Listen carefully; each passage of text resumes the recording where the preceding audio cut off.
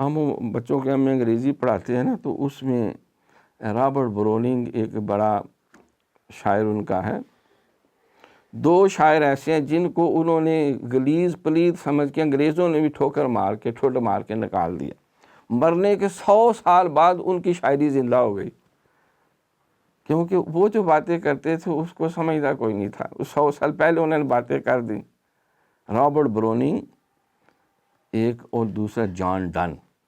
کسی نے ریسرچ کی کہ غلیظ ترین لوگ کون سے ہیں، ان پہ ریسرچ کرو، تو انہوں نے دونوں کو نکال کے لوگوں کے آگے جب پیش کیا، انہوں نے کہا یہ تو بڑی زبردست باتیں، کیونکہ اتنی دیر تک لوگ بے حیائی کے اس درجے تک پہنچ چکے تھے جو وہ پہلے تو اس نے رابرٹ بروننگ نے لکھا کہ بشپ آرڈرز ہز ٹوم، بہت طویل اس کی نظم ہے.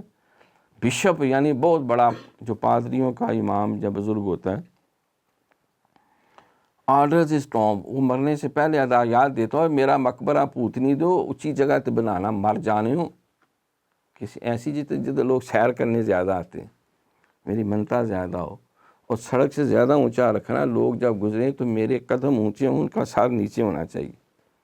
پڑھارا صحیح رکھنا ہوتے، پڑھارے سے کمی نہیں آنی چاہیے. تو کلش جو ہے نا میرا اس طرح کا لگانا، گنبد ایسا ہونا چاہیے، ٹائلیں اعلیٰ نسل کی ہونی چاہیے. وہ مرنے سے پہلے پوری ہدایات دے کے پورا، تاکہ میں مرنے کے بعد بھی اسی طرح پنڈت اور پوہت بن کے میری منتا ہو، پتہ چلے کہ واقعی کسی بشپ کا مقبرہ ہے.